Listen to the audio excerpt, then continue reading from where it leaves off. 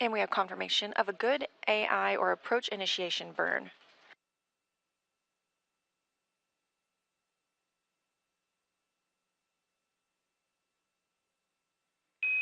Dragon Again, that SpaceX approach on the big loop. initiation. We had nominal AI maneuver completion.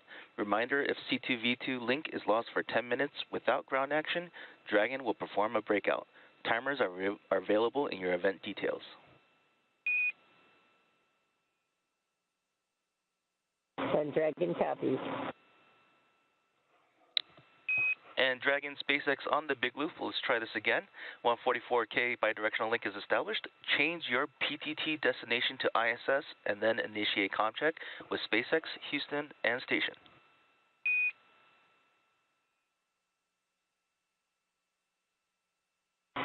Dragon copies on the big loop. So Dragon SpaceX, how do you read? And Dragon, I believe you still have ground set elected to your PTT.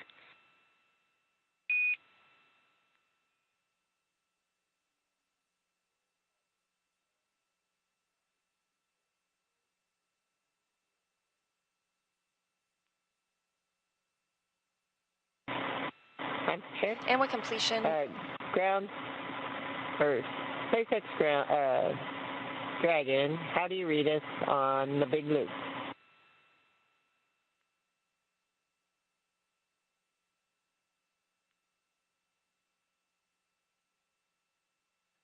And Dragon SpaceX on Dragon and Ground, if you could switch C2 to the PTT of ISS. Yes, my bad.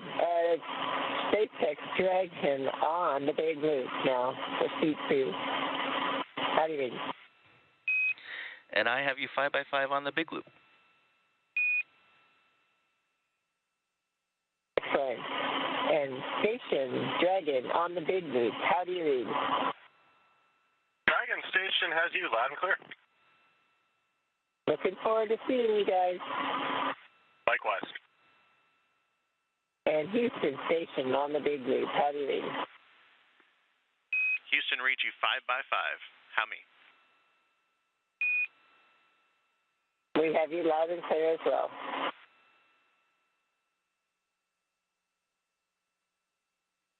And SpaceX Dragons, Dragon Ground, how do you read? And John, I have you 5x5. How me?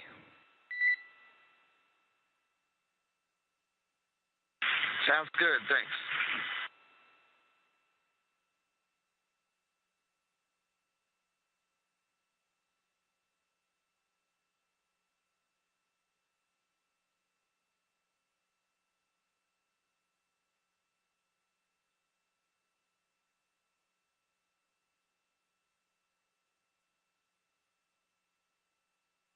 As you can hear, we are up and running this morning. You heard a lot of comm checks when we were discussing the big loop.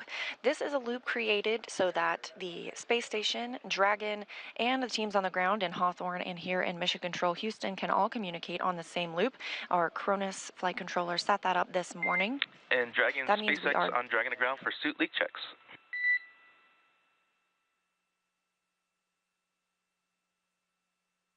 Dragon, go. Hey John, you have a go to perform 4.011 to start your suit leak checks.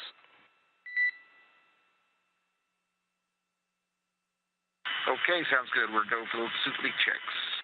Dragon.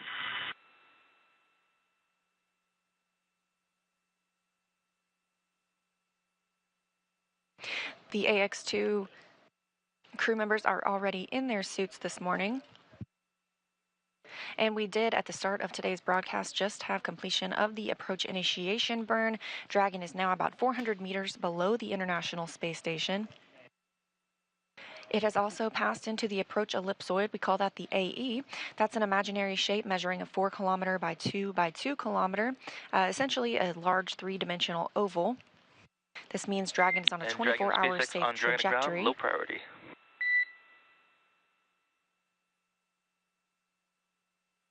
Dragon ready. Hey John, I was just wondering, did that echo resolve itself?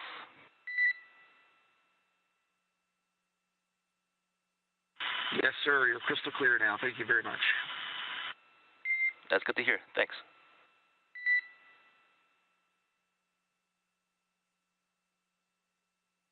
The crew reported hearing an echo just moments ago before we joined the broadcast today when they had multiple loops set up for communication, but now everyone is established and speaking on the big loop, meaning all teams involved can hear the communication. We are tracking docking to the Node 2 Zenith, or the space-facing port, this morning at the International Space Station at about 8:10 a.m. Central Time, 9:10 Eastern Time. So moving right on time.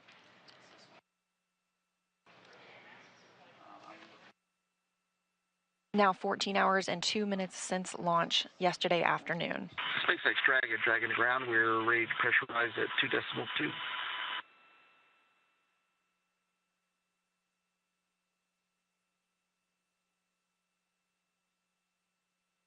And Dragon SpaceX, you are go to initiate suit leak checks.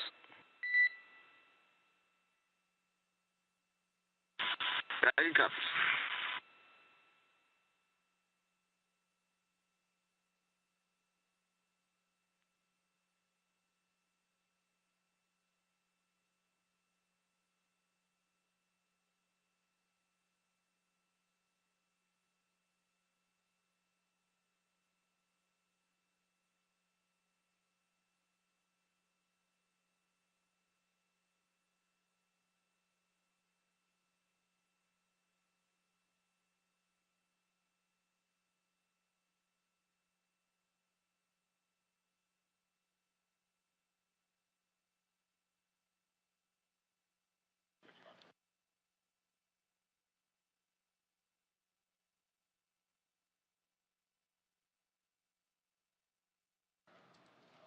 Again, we are here in Mission Control Houston this morning, monitoring Dragon's docking to the International Space Station, scheduled for 8:10 a.m.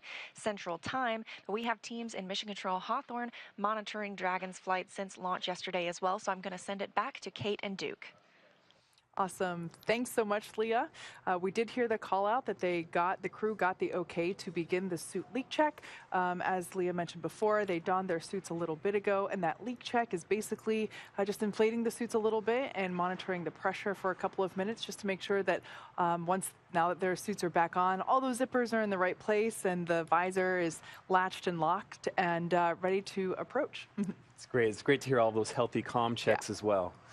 As the Dragon begins its approach to the space station, let's learn a little bit more about the AX-2 crew. The AX-2 mission is commanded by retired NASA astronaut Peggy Whitson. Born and raised in Beaconsfield, Iowa, she was inspired along with the world when she watched the Apollo 11 crew walk on the moon. She has since become the most experienced American astronaut and one of the most decorated. Whitson flew 3 long-duration missions to the ISS and has more cumulative time in space, 665 days, than any U.S. astronaut and more than any woman in the world. She has conducted 10 spacewalks with over 60 hours out in the vacuum of space and has performed hundreds of research experiments on board the ISS. Not only is she the commander for this mission, but Peggy also serves as the director of human spaceflight for Axiom Space. The pilot for AX-2 is private astronaut John Schaffner. Born in Alaska and raised in Kentucky, Schaffner is a STEAM education advocate, business pioneer, and lifelong space enthusiast.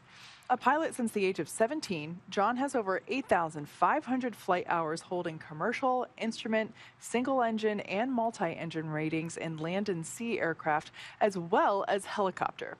He also holds ratings in former military jets and high-performance... SpaceX Dragon ground. We show 4 good suit leak checks here. And ground concurs. All right, good news there. Just letting us know that all the suit leak checks checked out. As an athlete, John has years of competitive experience in water skiing, cycling, whitewater kayaking, hang gliding, skydiving, and base jumping. John trained as the AX-1 backup pilot, and during this mission, plans to invest a lot of his time in STEAM education activities aimed at empowering educators and inspiring teachers. And representing the Saudi Space Commission and serving as a mission specialist, Ali Al-Karni was born in March 1992 in Sabd al-Alaya, Saudi Arabia. Ali is fluent in English as well as his native Arabic And as an Air Force captain, Ali has 12 years of experience flying on multiple aircraft, primarily on the F-15SA in service to the Royal Saudi Air Force. Ali graduated with a Bachelor of Aerospace Science degree in 2013 from King Faisal Air Academy in Riyadh, Saudi Arabia. Also representing the Saudi Space Commission and serving as a mission specialist, Rayana Barnawi was born in September 1988 in Jeddah, Saudi Arabia. Rayana has a master's degree in biomedical sciences from Al Faisal University in Riyadh, Saudi Arabia, and a bachelor's degree in biomedical sciences from Otago University in Dunedin, New Zealand. She is fluent in English and Turkish as well as native Arabic. She has been a research lab technician since 2013 in the Stem Cell and Tissue Reengineering Program at King Faisal Specialist Hospital and Research Center located in Riyadh, Saudi Arabia. And there you have it, the AX2 crew. This is a fantastic, wonderful group of people who have spent months and thousands of hours preparing for this moment. We are so proud of them, and it's so awesome to finally see them in space. Yeah, we had an opportunity to actually hear from the crew I was like about 3 hours after they made it to, after they got into space. That on-orbit media event was awesome. We got to see and hear from Peggy, John, Ali, and Rayana, and it was just so cool to see them floating around and spinning their water bottles and playing with the zero-G indicator. And yeah, it was just a lot of fun to see them play. It really was great. Now, today's crew, as we said, Peggy Whitson, John Schaffner, Ali Al-Karni, and Rayana Barnawi have gone through extensive training around the globe to be ready for their 10 days in space. Each crew member has between 700 and 1,000 logged hours of time since mid-2021 dedicated to learning the SpaceX protocols, ISS systems, and to prepare for the science and outreach activities that they'll be conducting while in space. Private astronaut training is rigorous. To prepare the AX2 crew for their mission, our teams here at SpaceX have spent the last several months teaching the crew about orbital mechanics, how to live in microgravity, and running simulations full of missions from inside our Dragon training capsules. The training program includes nearly 100 different lessons covering all aspects of the flight.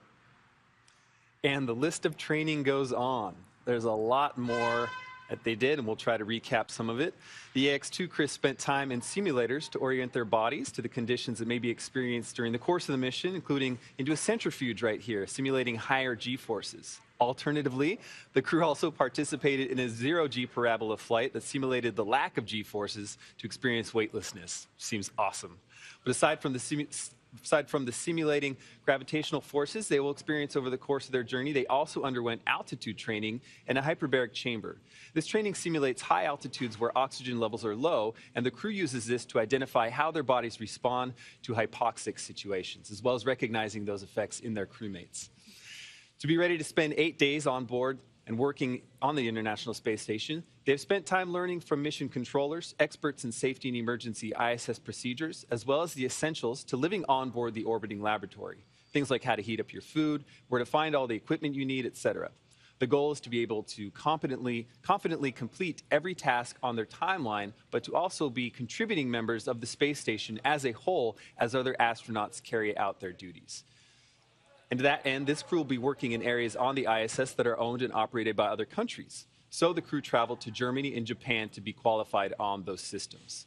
The European Space Agency's Columbus module was in Cologne, Germany, where they trained on systems and operations for daily tasks as well as responding to contingencies. Separately, to qualify for the Japanese Exploration Module, or GEM, the crew traveled to Tsukuba, Japan to learn from the instructors from the Japan Aerospace Exploration Agency. As you can imagine, international collaboration is a constant throughout this mission. So it's one thing to learn the systems of ISS, but it's just as important to understand how to live and work as a team in a shared space. And so the team spent 5 days training in the Human Exploration Research Analog, or HERA, at the Johnson Space Center. This is a confined experience that is designed to isolate the crew to build cohesiveness and teamwork. This experience included a chance to simulate work and research procedures, rehearse rehearse outreach efforts, and even respond to mock emergencies, all while living in close quarters, unable to leave. The team also spent time at the launch pad, in the suit-up room, and working through emergency procedures that might be necessary in the unlikely event of a pad abort scenario. That's right. That's right. Pretty cool to see. Absolutely. And you know, all of this training culminated in a final patch hanging ceremony at Johnson Space Center to mark the end of this crew's training. This is a tradition of NASA's that dates back to the beginning of the ISS 20 plus years ago. All that is to say this team is ready to go. And the last few months have all led to the here and now. What they accomplish on station is going to help write the guidebook for our next missions and how we coordinate efforts on our future Axiom station. Needless to say, this is also an important moment for those training crews as really they become a family and feel so connected after all of that time together. Now, on your screen, we have our first view of Dragon. This view comes to us from the International Space Station. We can see the lights blinking, indicating its location, and this is the furthest away it will be on camera. So it is approaching the International Space Station. For those of you that have just recently joined us, we had confirmation that the crew completed their suit leak checks, and those leak checks looked good. So they are in their seats, they're strapped in, and they are monitoring the progress of their approach to the International Space Station. This is what traffic looks like at the ISS. Very true.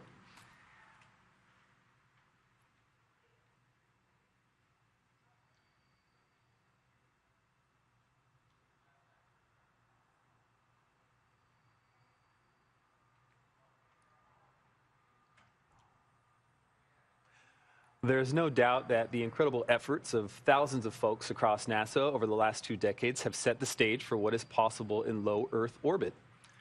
The X2 mission is a critical step toward opening those possibilities to a host of new participants, governments, diverse researchers, manufacturers, and more. Here on Earth, we're already seeing benefits from research currently conducted on the ISS, from water and air purification systems to testing medical devices and therapeutics. Pretty amazing stuff. In addition to tech demos and medical research, access to low Earth orbit allows for a connection to the arts and other outreach opportunities. AX2 is the first of several proposed missions in advance of Axiom Station, the world's first commercial space station. A sustainable commercial low Earth orbit economy means expanded access to work in space. It also frees up NASA and its partners to put their budget towards other exploration programs while granting space agencies around the world more opportunities through commercial efforts. And over its lifetime, the ISS has accomplished an unprecedented feat, continuously sustained operations on and off the Earth for more than 22 years. This is not only a true testament to the technology required to physically achieve that, but also to the collaborative and cooperative efforts of thousands of people across the world to ensure that multiple nations, agencies, and entities, both public and private, work together to push humanity forward. And as we move forward, private industries need time to learn how to establish and maintain these relationships effectively. So, by flying private astronaut missions like AX2 to the ISS, Axiom is taking essential steps to get that on-the-job training as we work towards building the world's first commercial space station. Axiom Station is an opportunity to continue the story of the ISS, science, and research through cooperation and collaboration for the benefit of all. AX2 is this next chapter. So once again, we are observing Dragon Freedom as it approaches the International Space Station. The crew has their suits on, they're in their seats, and they are inside those blinking lights. That's so amazing to think about. Now we will see those blinking lights get closer and closer over the next couple of hours. Everything when you are approaching or departing the International Space Station is highly choreographed, and it's really slow, and that's for safety purposes.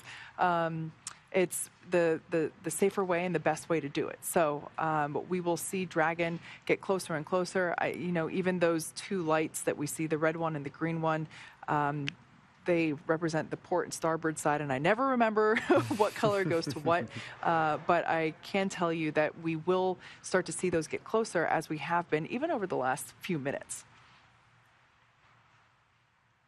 You might be seeing some stars on your screen, but most of those dots are dead pixels in that camera sensor, and that happens because of that high radiation in space. Now, Dragon is capable of carrying up to 7 passengers to and from Earth orbit and beyond. It is the only spacecraft currently flying that is capable of returning significant amounts of cargo to Earth, and is the first private spacecraft to take humans to the space station.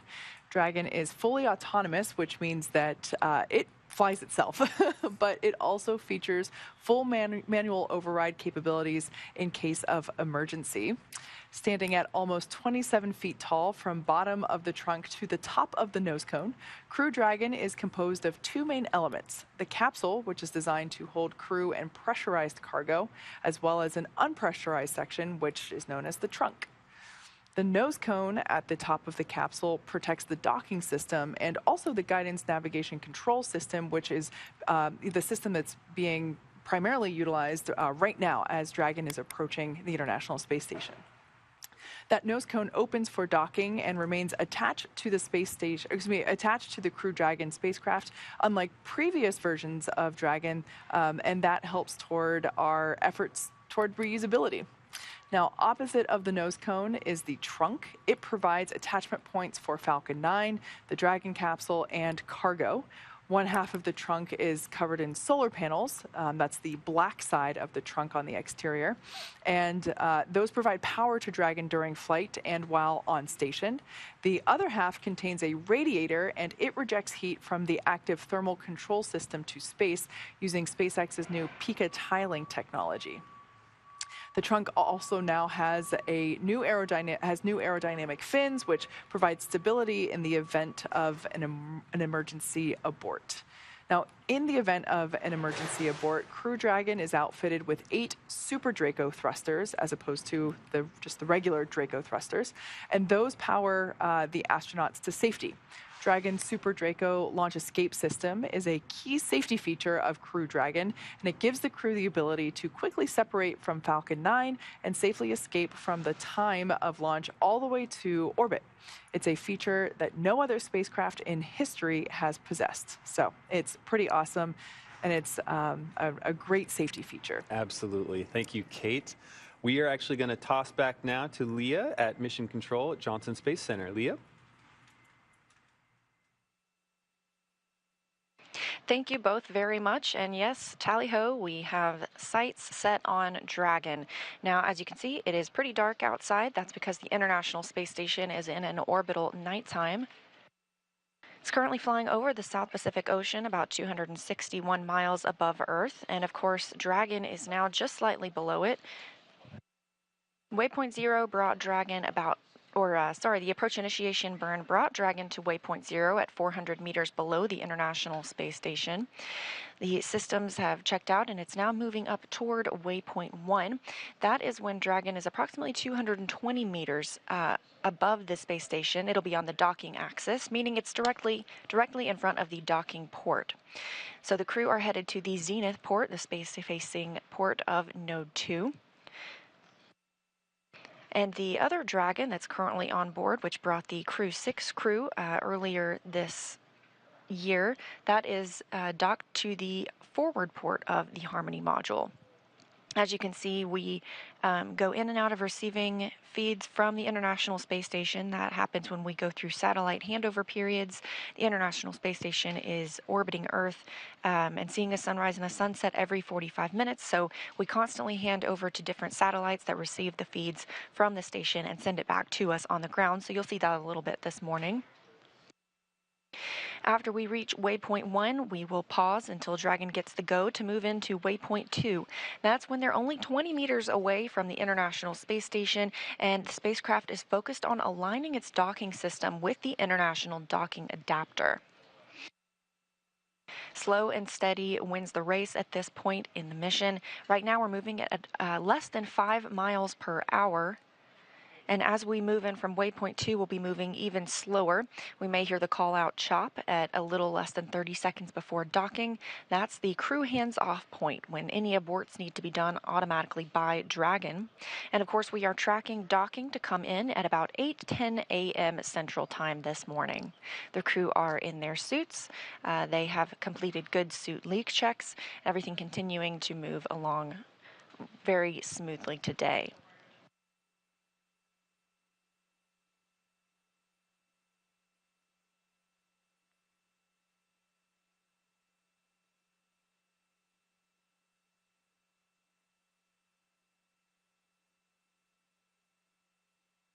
A look back at some of what was completed last night. Shortly after launch, less than an hour after liftoff, at about 5:23 p.m. Central Time, Dragon executed the phase burn. That was the first of the 5 major burns required to raise Dragon's orbit and position it for approach to the space station. About 7 hours later, we had the boost burn. That puts the crew in an orbit where Dragon's apogee, or the highest point, is about 10 kilometers lower than the station.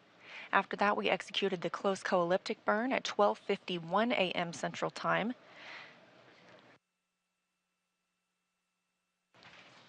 The close burn puts Dragon on an orbit roughly co-elliptic with the space station. That means it is roughly 10 kilometers lower than the station the entire way around the Earth, instead of just being 10 kilometers below the station at apogee, or its highest point. We also saw the transfer burn at about 2:47 a.m. Central Time this morning. That's the 4th major maneuver where we raised Dragon's apogee again, or the highest point of its orbit, to just 2.5 kilometers lower than the space station. Dragon, We rounded everything SpaceX out on with the big loop, mid-course burn complete and nominal. Trajectory has converged on waypoint 0. Dragon copies.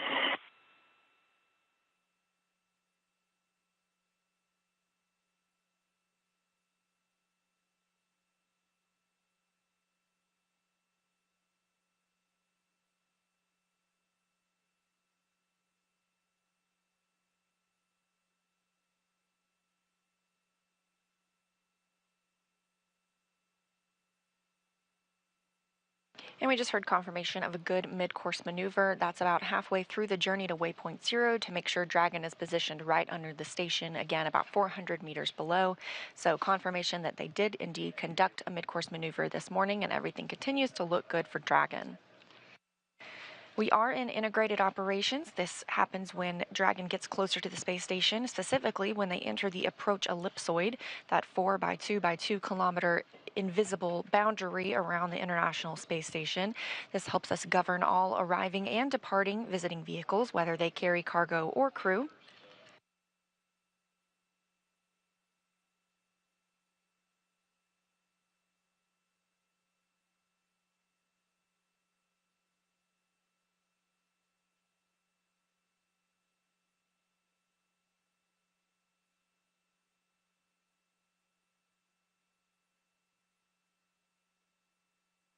We're also hearing good words about teams being go to move inside the keep-out sphere. That's another checkpoint that consists of an imaginary sphere around the station with a radius of 200 meters.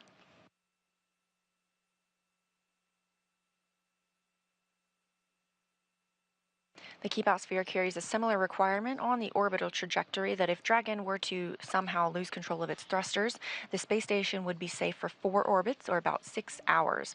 However, everything looking good on Dragon this morning. Again, we're in an orbital nighttime.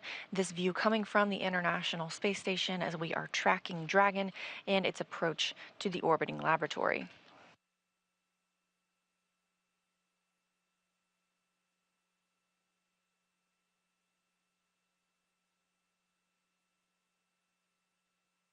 Once Dragon arrives at the space station today, they will be greeted by 7 crew members currently living on orbit. That includes NASA's Frank Rubio, Steve Bowen, and Woody Hoberg, Sultan Al Nayati of the United Arab Emirates, and Roscosmos cosmonauts Sergei Prokopyev, Dmitry Petelin, and Andrei Fedyaev. That'll bring our crew up to 11 for the next several days. We are looking at about an 8-day docked mission for the AX-2 crew, about 10 days in orbit in total.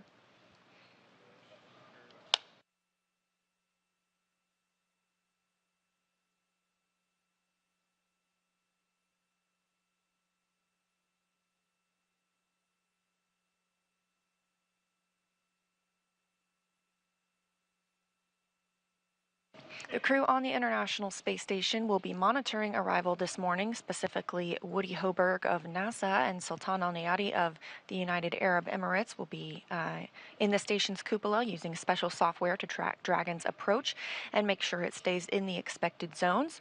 Once Dragon is docked, Hoberg will be our prime to start those hatch opening operations. He will start by opening the large hatch on the Node 2 forward, or Node 2 Zenith that is, giving him access into the pressurized mating adapter. They'll then pressurize the vestibule, and that's the small space between the hatches on the Dragon and space station. Of course, the vestibule is exposed to vacuum prior to docking, Houston, so the crew... on the big loop, Dragon range is approximately 1,000 meters. Monitor long-range approach per steps 1 to 4 in 1.102, Dragon approach and retreat monitoring. ISS crew is now primed for vehicle approach monitoring.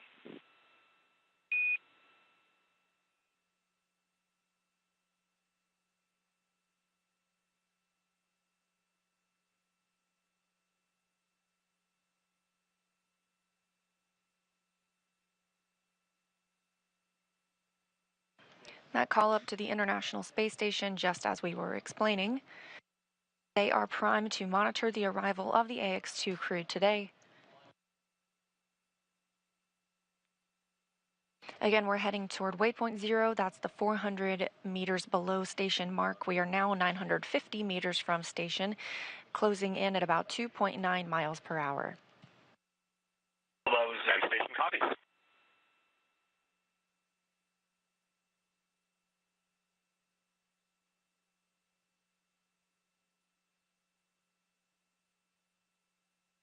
So once we dock at approximately 8:10 a.m. Central Time, it takes about 2 hours to pressurize the vestibule, the space between the hatches.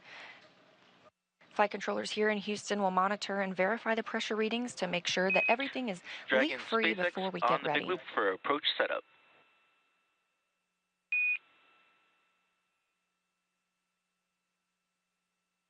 Go ahead on the big loop for approach setup. Ground has pulled go for approach 0 and will be enabling the maneuver shortly. Expected maneuver start time is per your forward displays. Reminder the Dragon will continue through waypoint 1 to waypoint 2 without stopping at waypoint 1.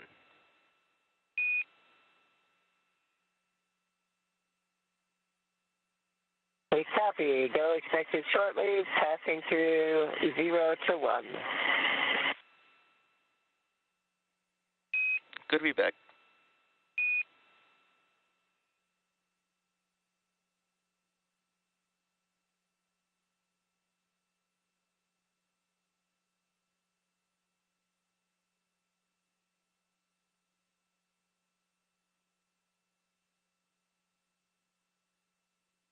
Good news from the ground to the crew, that coming from the core, the crew operations responsible engineer in Hawthorne, California at SpaceX headquarters, to Commander Peggy Whitson aboard Dragon.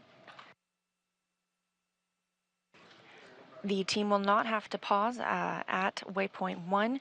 Sometimes there's a pause associated there so they can check out all systems, but things are looking good this morning to continue through.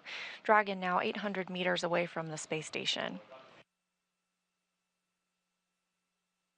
The International Space Station crew members have been preparing for arrival of Dragon by moving and setting up some laptops as well as crew alternate sleep accommodations. Again, we will have 11 crew members. Feels like a full house aboard the station once the AX-2 crew arrives today. Teams also will do things like feather the solar arrays or maneuver them so that they avoid any plumes from Dragon once it gets closer to the station. It's also been a busy time on the space station with another variety of activities, including a port relocation. Just a couple of weeks ago, the Crew 6 crew boarded their Dragon spacecraft and moved it from Zenith, the space-facing port on Node 2, to the forward-facing port. So that is where the AX-2 crew will dock today, to that Zenith port. However, the maneuver was to prepare for the arrival of CRS-28, the 28th commercial resupply mission from SpaceX to the International Space Station. That will bring with it some new solar arrays. Those are called International International Space Station roll out solar arrays, and those are stored in the trunk of Dragon. That Zenith port, it makes it much easier for the Canadarm2 to help retrieve those IROSAs for eventual installation on some spacewalks later this year. We've had a handful of spacewalks happen over just the last few weeks at the space station, including 3 Roscosmos spacewalks to move and connect and deploy a radiator, as well as Houston one Station NASA spacewalk to... Just reporting per block 1, vehicle in sight. Houston copies.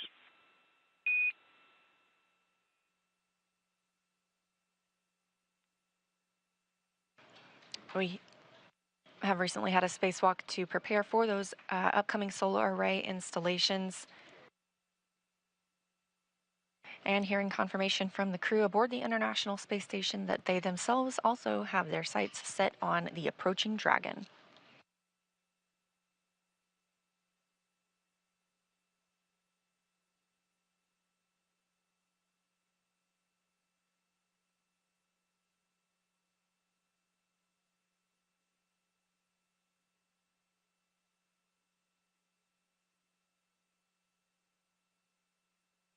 Ahead of arrival of the crew today, the space station crew are moving through their morning, including preparing the Node 2 area for docking and hatch opening, as well as getting the required exercise for the day. And here we have a new view of Dragon approaching the space station from the International Space Station itself. Again, we are looking at docking exactly an hour from now at 8:10 a.m. Central Time. This view from the International Space Station while Dragon is still 630 meters away.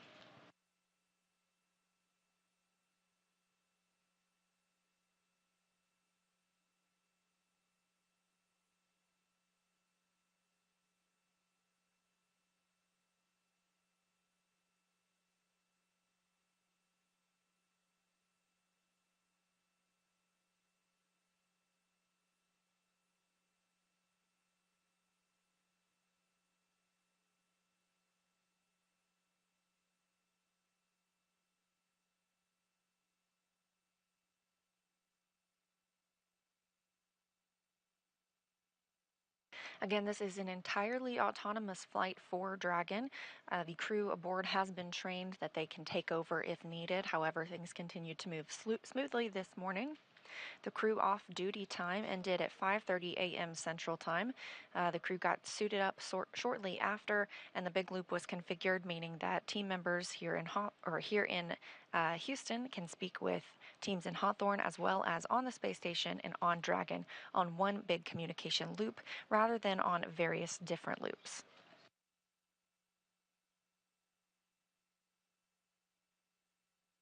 Being that it is an autonomous flight, NASA astronaut Woody Hoberg and Sultan Al Nayati of the United Arab Emirates will be in the cupola just to monitor the arrival of Dragon. They can also send commands to the capsule if needed, but that's not anticipated. Hoberg will then be primed for assisting in pressurization of the vestibule and the hatch opening operations. After docking and the welcome ceremony, all crew members will then move into an ISS safety briefing, making sure that they are briefed on everything they need to know while living aboard the International Space Station for safety purposes. Of course, they go through a lot of that training here on the ground, but it's a great refresher once they arrive on board in the microgravity environment.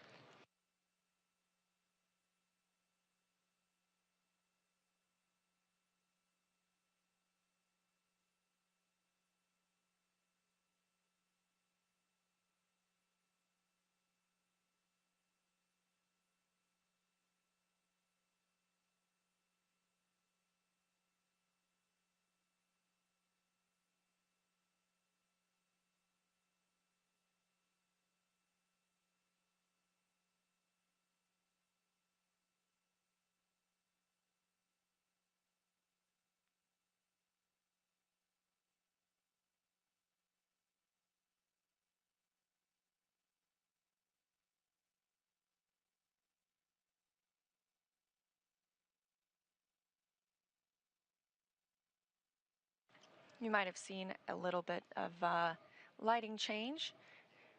We are now entering into an orbital daytime. Again, we see 16 sunrises and sunsets a day aboard the International Space Station, moving at 17,500 miles per hour, giving us an even better view of Dragon as it gets closer, now about 500 meters from the orbiting lab.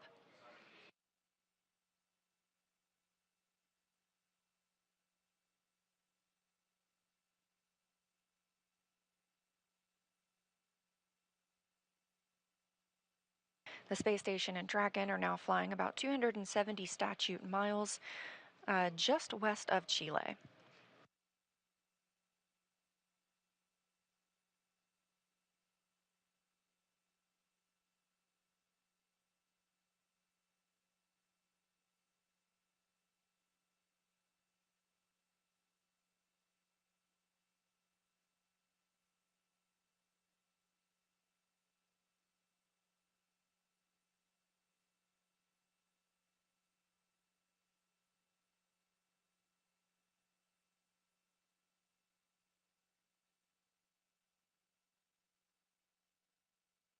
Again, we're heading toward waypoint 0. That'll be at 400 meters below the space station. We are now at 480 meters below the space station. The crew will not stop at waypoint 0. They will continue to move through.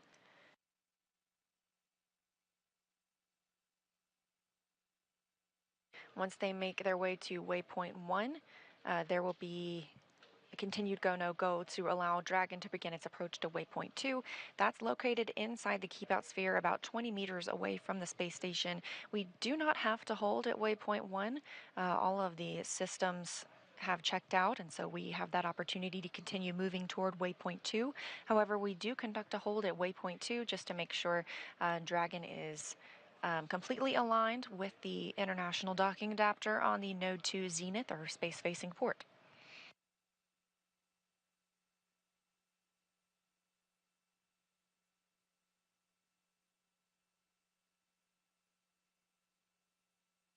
So at that 20-meter distance, Dragon will slow itself down even further, bringing its approach in and eventually make initial soft contact with the adapter soft capture ring. That'll retract and bring Dragon in for the hard capture sequence.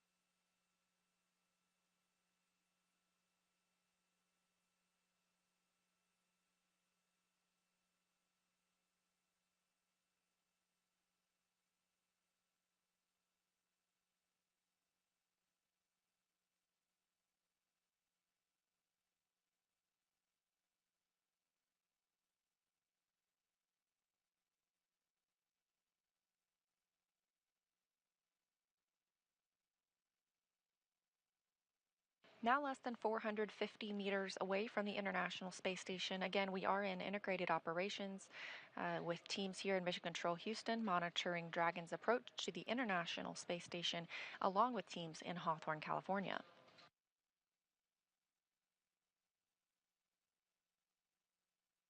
The crew are in their suits. They had good suit leak checks earlier today. They also are seated. We have them get in their suits and their seats during dynamic phases of flight. Even though it looks like Crew Dragon is moving slowly, we want to make sure that they are in their suits as a precautionary measure during the docking process. They had an opportunity to get out of those suits, have some free time. As Kate and Duke mentioned earlier, they were able to call down to the ground last night and discuss what it was like to be in microgravity. They also had a chance to get some rest, maybe eat some meals, and then eventually their crew rest time ended at 5:30 a.m. Central this morning.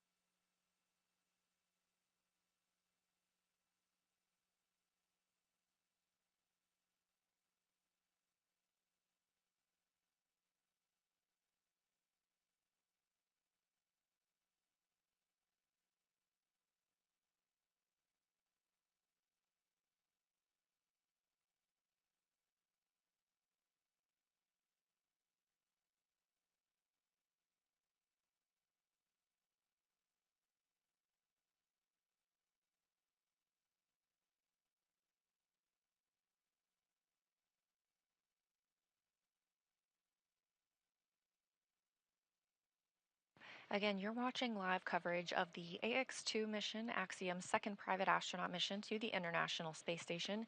These are not NASA astronauts arriving aboard Dragon today.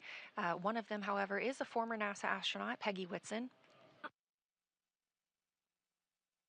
This is her third spacecraft to fly on. She joins a small elite group of astronauts who have flown on 3 separate spacecraft. She has flown on the Space Shuttle, on the Roscosmos Soyuz, and now on Dragon.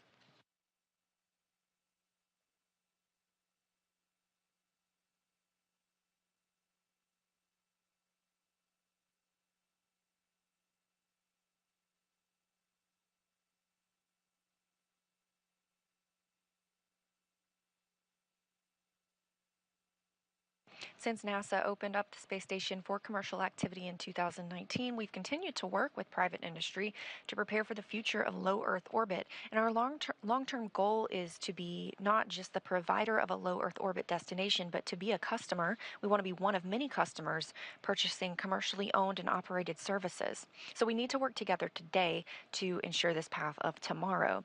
Enabling these private astronaut missions helps us to refine and mature any of the processes we need for that future. So our NASA astronauts are working side by side with Dragon private and SpaceX national on the Big Loop. astronauts. Approach 0 has started and trajectory has converged on waypoint 1.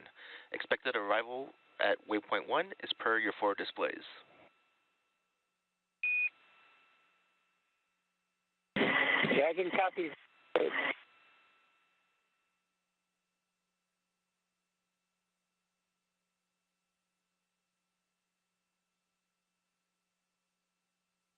Again, we have reached waypoint 0, that 400 meters directly below the International Space Station.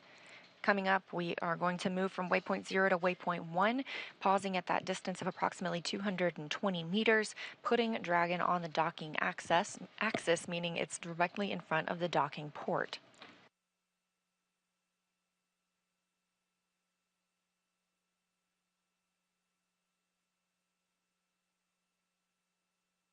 As mentioned previously, all of the visiting spacecraft take the phased approach to the International Space Station. They stop at predetermined gates for the teams to run quick checks on the vehicle performance before approaching the orbiting lab. When it comes to bringing 2 spacecraft together, slow and steady wins the race, as docking operations require a great deal of precision to make sure we're keeping the spacecraft and the crew safe. So when we say slow and steady wins the race, we're now traveling at less than half a mile per hour. Again, we are in integrated operations during this time, meaning teams from both Hawthorne on the left of your screen and Mission Control Houston on the right are monitoring Dragon and the International Space Station. Additionally, the Axiom Mission Control here in Houston, Texas as well is continuing to monitor the flight. They'll remain on console this week. With you on the Big Loop. Prior range is 400 and stable attitude as expected. Houston copies.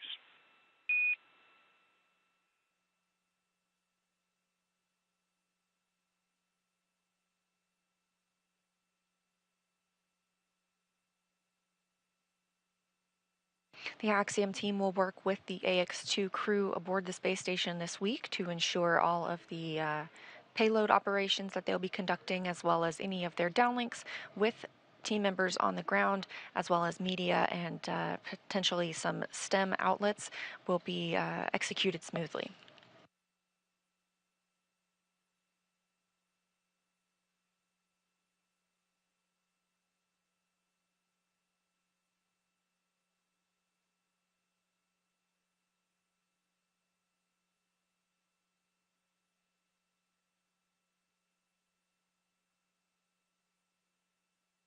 Again, we are in a satellite handover of the tracking data and relay satellite system. These are tracked throughout the flight. We see this with the International Space Station as well as on Dragon. Multiple different customers around the world use these satellite systems.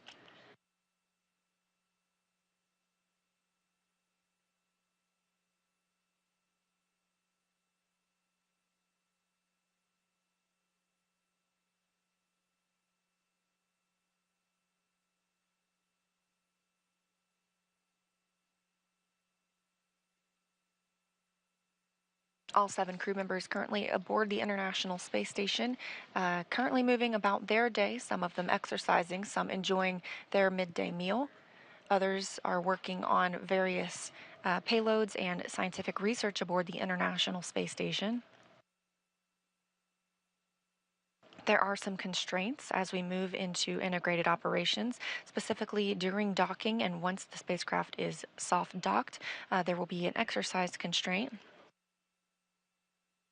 We don't want any additional loads imparted on Dragon, so any vibrations that can be caused from using, say, the treadmill or the stationary bicycle, we want to keep that from, again, imparting those additional loads to ensure a safe and smooth docking for Dragon. So the crew will be asked and are not timelined to perform any workout activities during that time.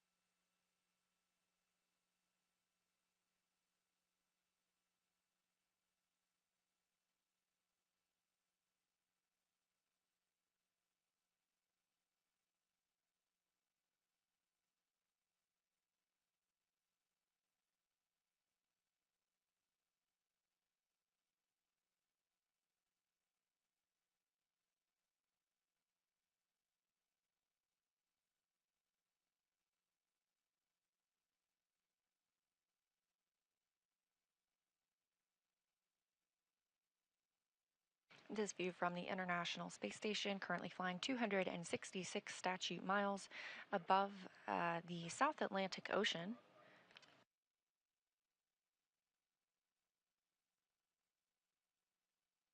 Dragon is about 400 meters away from the space station. Again, we reached waypoint 0 and have the go to move to waypoint 1, which will put us 220 meters from the space station above the docking or on the docking axis above the Node 2 zenith port.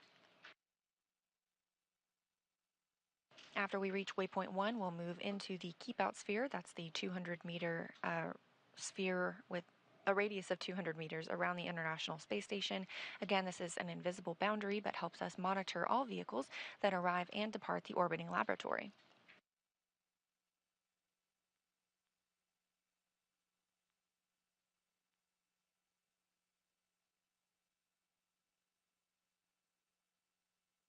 For any maneuvers at this point, we are seeing Dragon use its service section Draco thrusters. These each provide 90 pounds of force. There are 12 of those Dracos. Those are only used in the vacuum of space. It's good for these attitude control maneuvers, and those are grouped into 4 clusters of 3 thrusters each. On board, Dragon also has Super Dracos. These are only used for pad or ascent abort scenarios, so these are currently disabled. They are disabled after the ascent portion of the mission. There are also 4 forward bulkhead Draco thrusters. These are located underneath the nose cone. They're used for larger burns like the deorbit burn. However, we're not looking ahead at that currently. We expect that to come about 8 days from now. We are planning for this crew to spend 8 days aboard the International Space Station.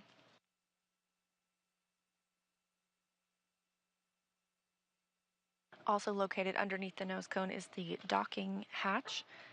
This is the portion that will dock to the International Space Station and the hatch that crew members will use to float in and out of Dragon.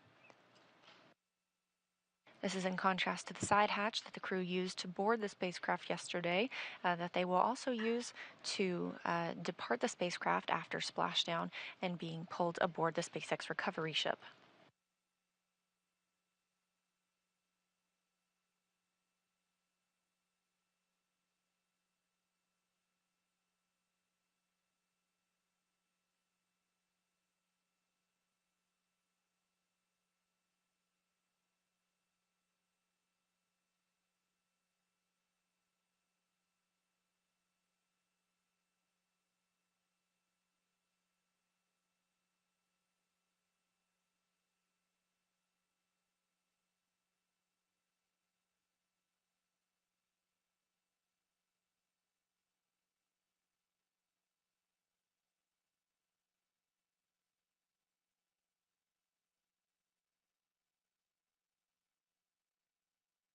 Pretty quiet here in Mission Control Houston, as well as obviously aboard Dragon and the International Space Station, as this is a fully autonomous flight, and everything continues to go well for Dragon and its arrival this morning.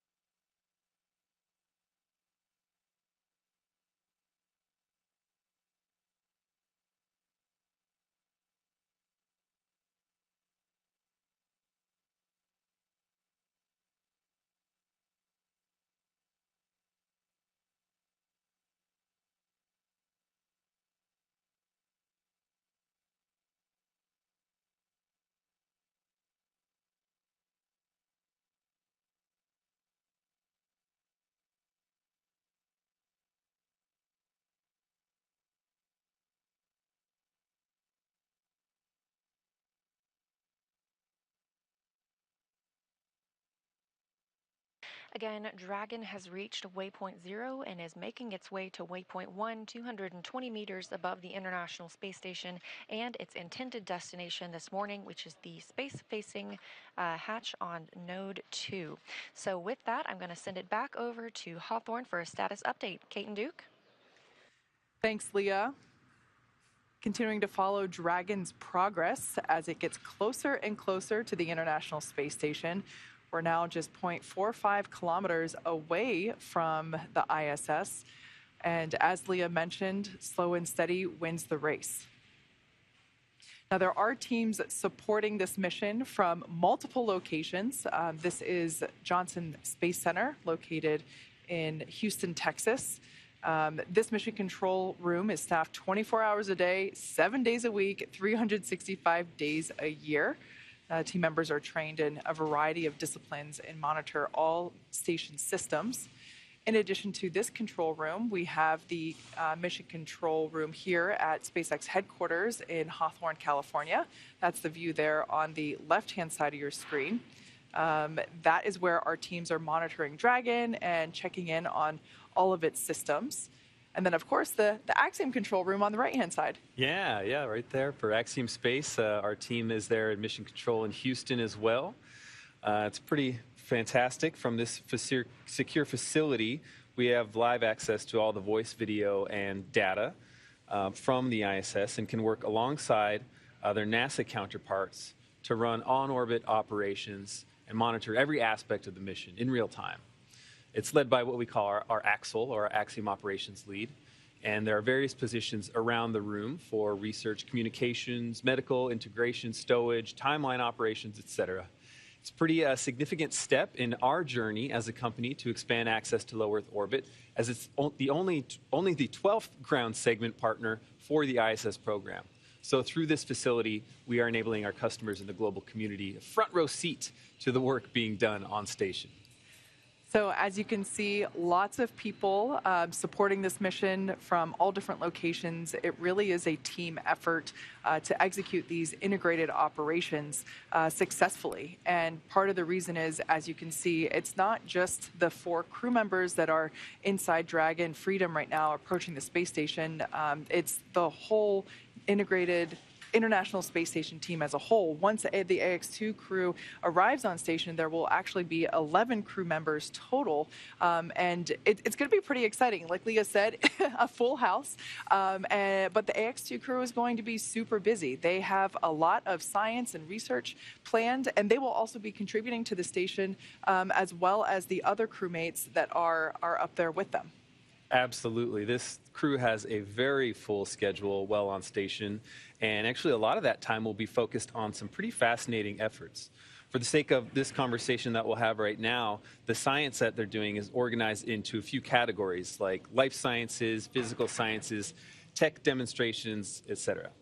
So with physical science, this includes some radiation protection research as well as some storm-related research, helping to create rain, cloud seeding, really fascinating stuff like that, and as well as enhance our understanding of dangerous thunderstorms. There's actually a phenomenon called transient luminous effects, which are upper atmospheric lightning or ionospheric lightning.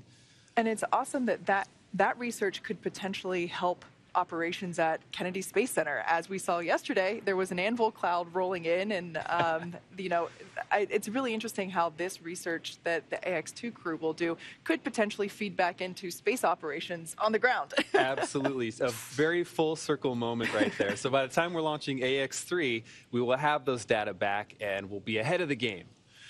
So on the tech side of research being conducted, this crew will also demonstrate ways to automate some of the tasks that take up precious crew time, things like transferring data or tracking where supplies and materials are on board the space station. There's also an effort to make communicating with Earth easier. So at the heart of Axiom Space is the mantra to build history, to expand access to low Earth orbit for all. And so we're dedicated to creating partnerships with companies that you wouldn't typically expect to hear about going to space, to grow the volume of those who can conduct meaningful research and research on board and outreach as well about science and everything else included in that. So a lot going on up there, and they're certainly going to have their hands full once they dock, which we should be seeing shortly here. Yeah, we're very much looking forward to it. Look at this. This is our first view inside the Dragon capsule. I love this view. So on the left-hand side would be our commander, Peggy Whitson, and on the right-hand side of that view was pilot John Schaffner. Now, this view is also very cool because this is looking at the International Space Station from the Dragon. What a great shot. Yeah, it's just incredible that we can get these live views and see what Dragon is seeing as it is approaching the ISS. I love living in the future. Like we've mentioned before, we are heading to the Node 2 Zenith port this morning.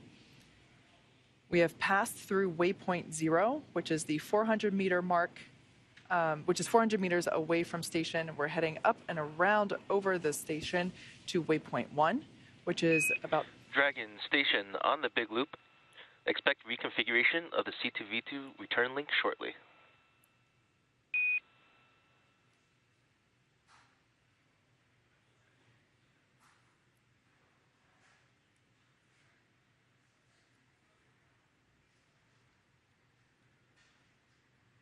Dragon copies.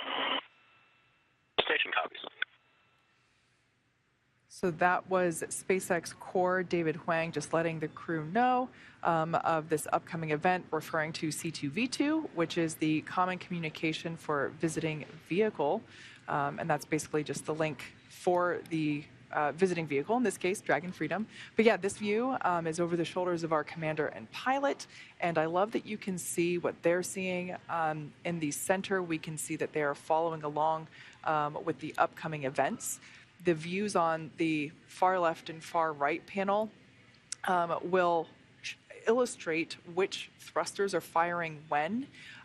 So I don't really see any, we can see a little bit of light flashing. So if you look at the far left panel and the upper right-hand corner, we saw some illumination there indicating that the Draco thrusters were firing. And one thing that I love about our views as we get closer to the International Space Station, the views that we will get from the ISS looking at Dragon, we should actually be able to see those Draco thrusters firing as Dragon is autonomously steering itself toward that Zenith port.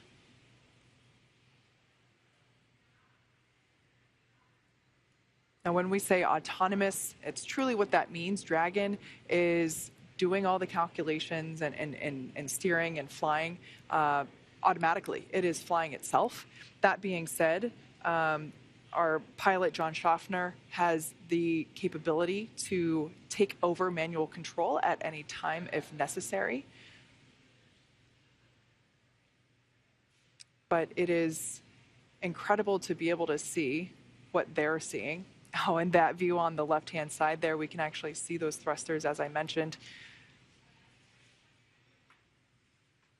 It almost looks as if Dragon is like spitting out a little bit, and it's just really cool to be able to see that propulsion system in action as Dragon is flying itself to that Zenith port.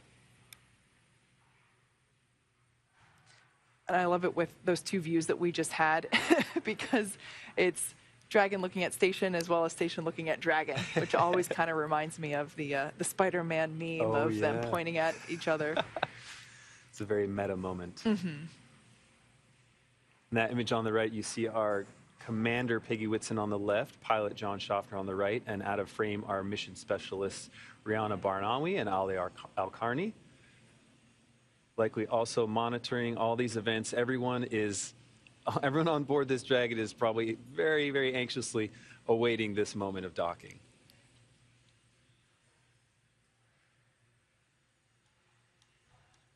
Ending nearly a 16-hour transit to get to the ISS after launching.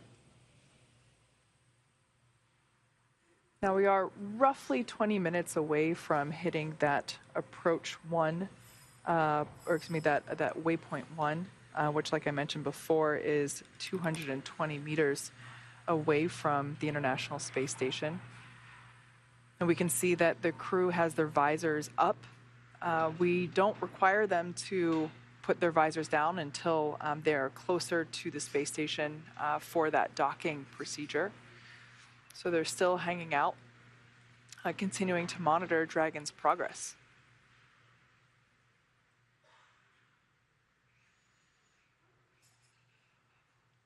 As we said before, once the 4 Axiom 2 crew members get on station, they're going to be there for 8 days, and they're going to be very busy. When you're on station, your schedule is packed with science and research, sleeping. Your sleep periods are scheduled to ensure that everybody's getting appropriate rest, your meal times, and then, of course, you have to build in some exercise time as well.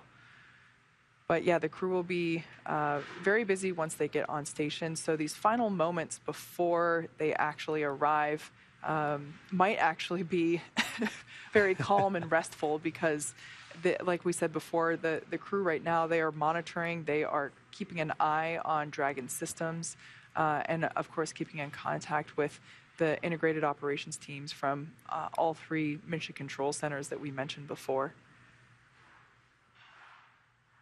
Once again, this is a live view of the International Space Station from Dragon. It almost looks fake. It's so clear and beautiful.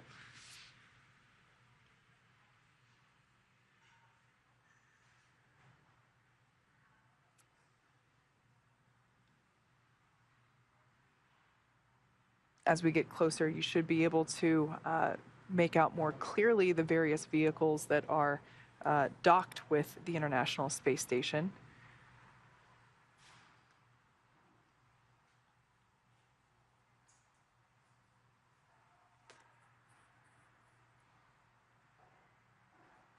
Once we get closer, I definitely want to keep an eye on to those various ports. As we mentioned, we did a port relocation maneuver for the Crew 6 capsule. Dragon Station on the Big Loop. C2V2 link reconfiguration complete.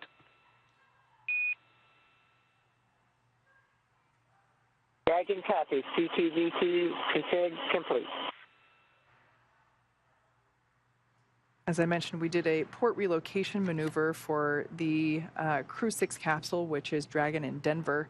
It was relocated to the Node 2 forward port, and we should be able to see that as we get closer. And I just love it when there is a Dragon capsule getting a view of another Dragon capsule that is on station. We had that view during the Crew 6 docking, if I remember correctly. So this is a live view coming to us from the International Space Station of Dragon Freedom as it approaches.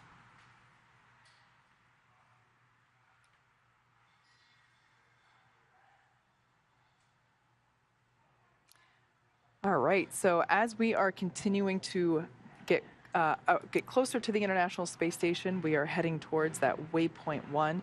Let's check back in with Leah over at Johnson Space Center to hear how things are continuing to progress with the International Space Station's preparation for Dragon Freedom.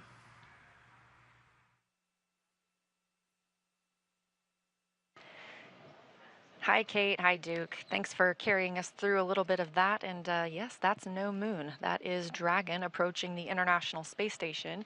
As you heard, we've reached waypoint 0, that 400 meters away from the space station. We're just a little bit below that now. But as you can see, we've made quite a bit of movement. Our previous view of Dragon had the Earth in the background. Now we have space in the background. The spacecraft has moved out in front of the International Space Station, still less than 400 meters away, about 380 meters right now, but we're moving up to waypoint 1. And again, waypoint 1 is about 220 meters away from the space station. It'll be directly above that Node 2 zenith or space-facing port.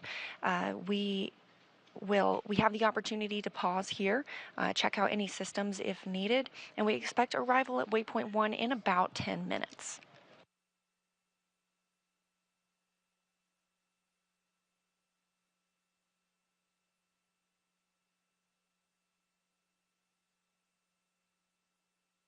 Once Dragon reaches waypoint 1, the next stop is waypoint 2. That is only 20 meters away from the International Space Station, so that's when we hope to get that crystal clear view of Dragon Freedom and its 4 crew members inside. We do conduct a hold at waypoint 2. This is to make sure that we are properly aligned with the docking target on Node 2, also known as Harmony. After reaching waypoint 2, Dragon will slowly but surely move in and dock with that port, conducting a soft capture first before the hooks begin to drive and complete a hard capture. Then it takes about 2 hours until Dragon hatches are ready to be opened and the 4 new crew members make their way aboard the space station.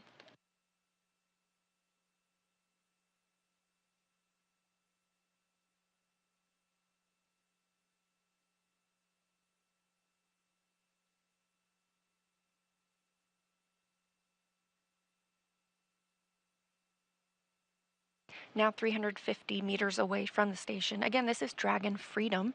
It was named that by the Crew 4 crew that visited the International Space Station.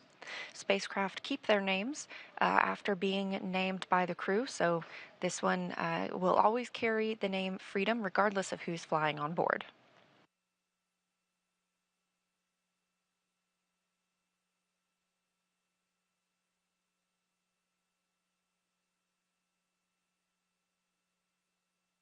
On the International Space Station side, things continue to move smoothly. Again, we have NASA astronaut Woody Hoberg in the cupola along with UAE astronaut Sultan Al-Nayati. They're monitoring Dragon's approach. It is a fully autonomous flight for the visiting spacecraft, meaning there is no action required on part of the crew. However, they do have the ability to take control if needed, as well as the crew aboard the space station can send commands to Dragon to retreat if necessary. But we're not expecting any of that this morning as things continue to move smoothly, now 330 meters away from the orbiting laboratory.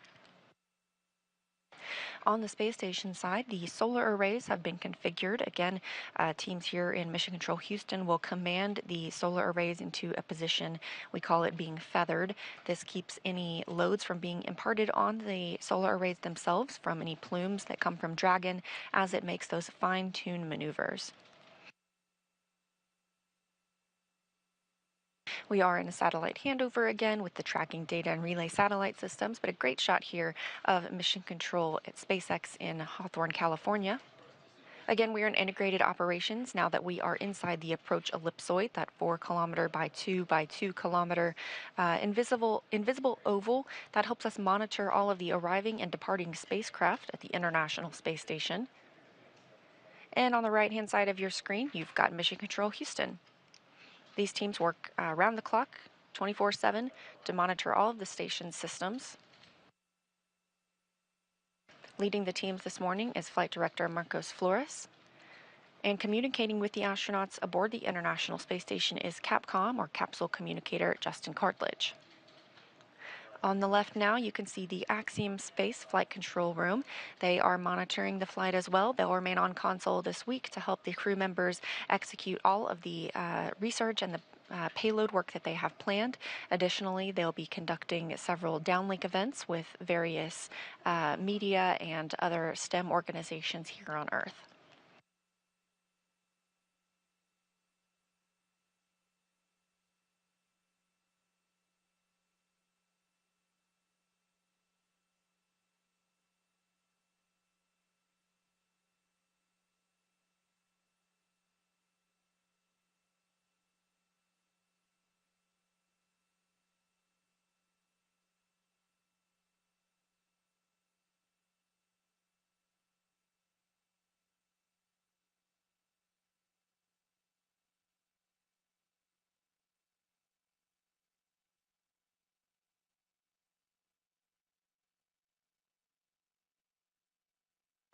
Now just 290 meters away from the space station and closing in. Again, slow and steady. We are less than 1 mile per hour as we see Crew Dragon move toward the International Space Station's Zenith port. Once we reach that, it'll be waypoint 1. We hope to see that in about 5 minutes, and we're tracking docking again this morning at 8:10 a.m. Central Time, so just about 20 minutes from now.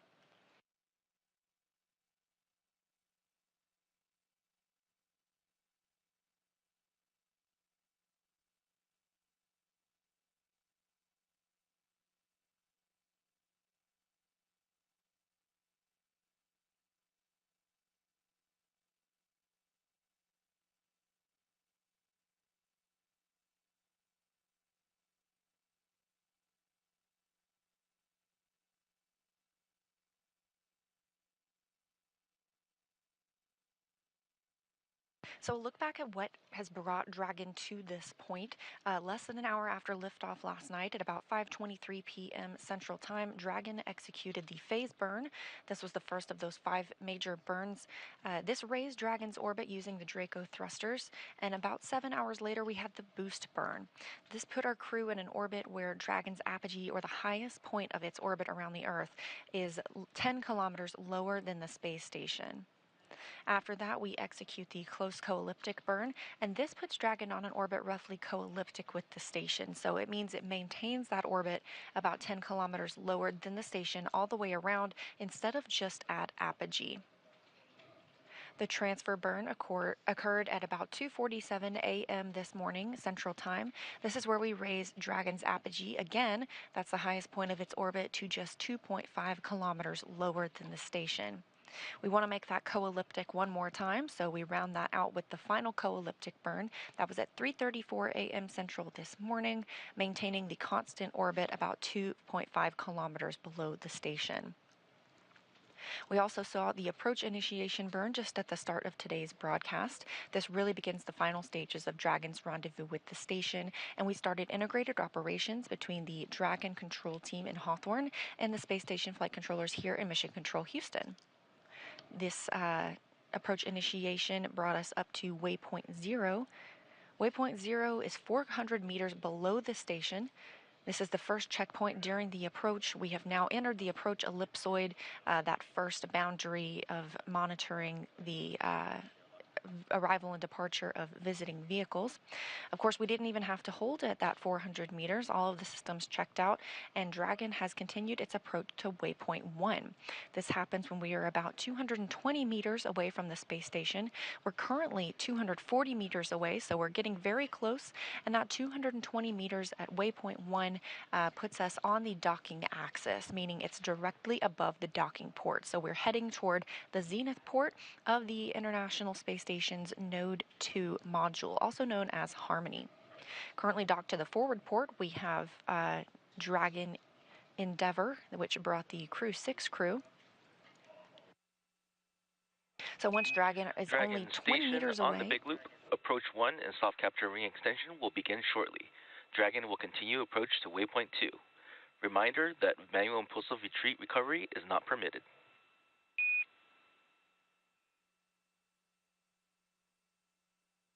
Dragon copies. Station copies.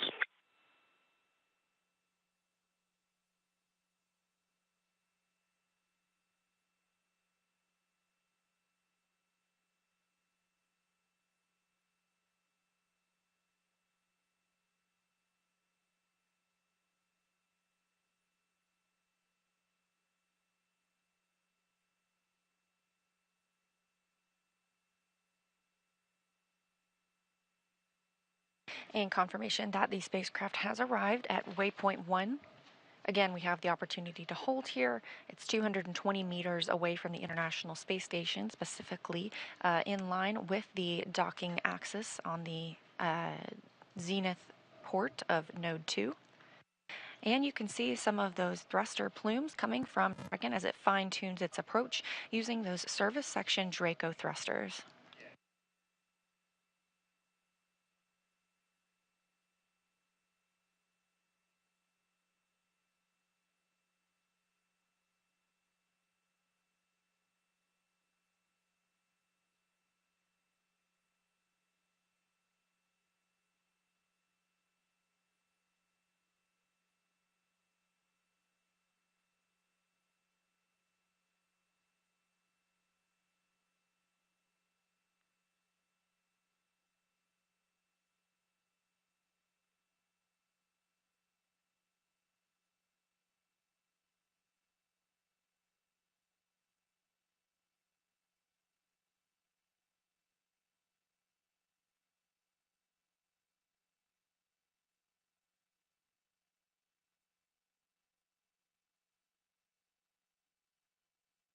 A great view of those thrusters firing on Dragon as we are at waypoint 1, 220 meters away from the International Space Station, specifically directly above the space station.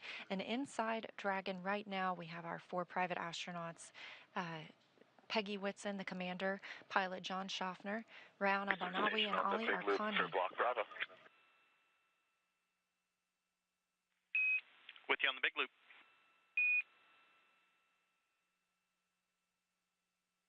Pri range 208 meters and decreasing attitude as expected. We copy and concur from the ground.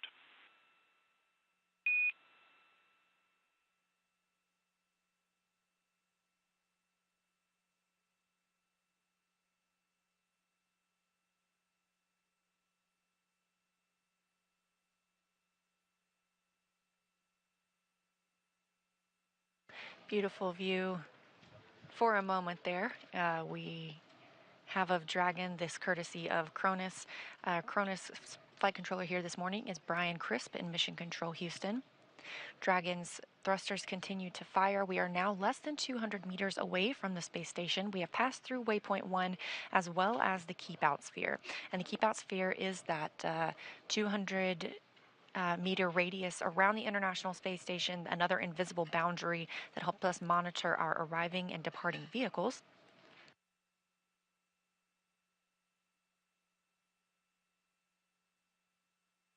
The next pause for Dragon will be at waypoint 2. This is a hold point. That's 20 meters away from the International Space Station when we move in toward final docking.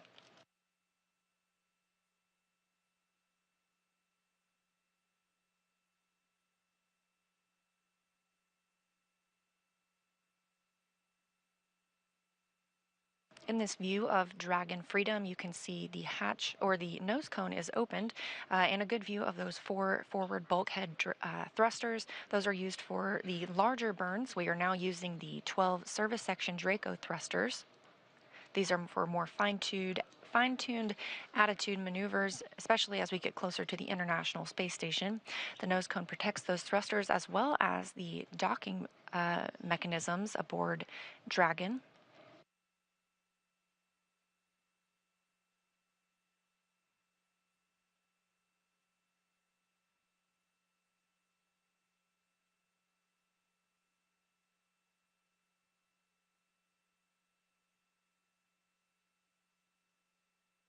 We're expecting arrival at waypoint 2 in about 8 minutes.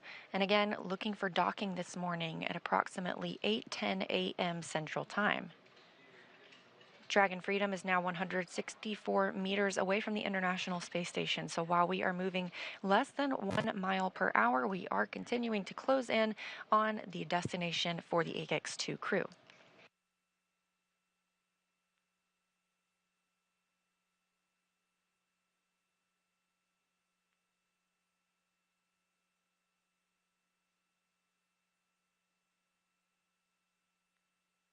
That's Dragon on the big blue. Visors are closed for all 4 crew. Copy, Dragon. Visors are closed.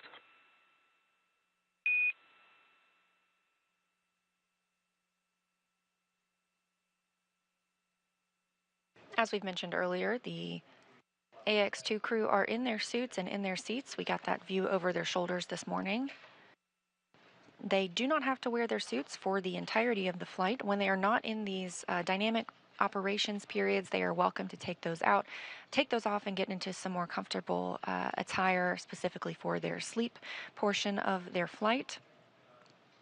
However, now they are in their suits. They've conducted suit leak checks through the umbilicals that connect to the spacecraft itself. These also provide communications and cooling for the astronauts.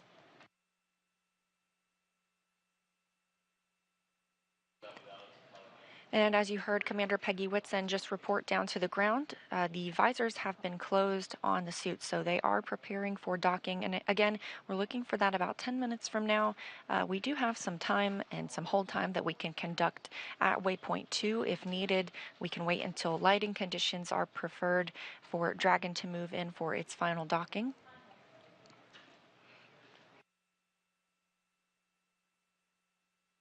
Once Dragon flies in and makes contact with the international docking adapter, we will have soft capture.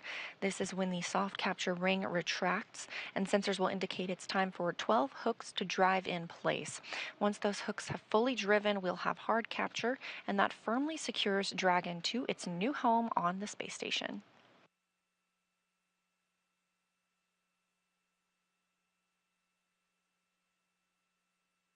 Now just 130 meters from the International Space Station, everything continuing to move smoothly for Dragon.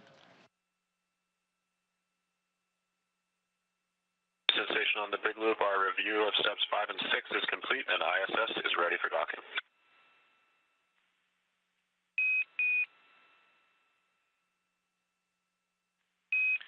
Houston copies.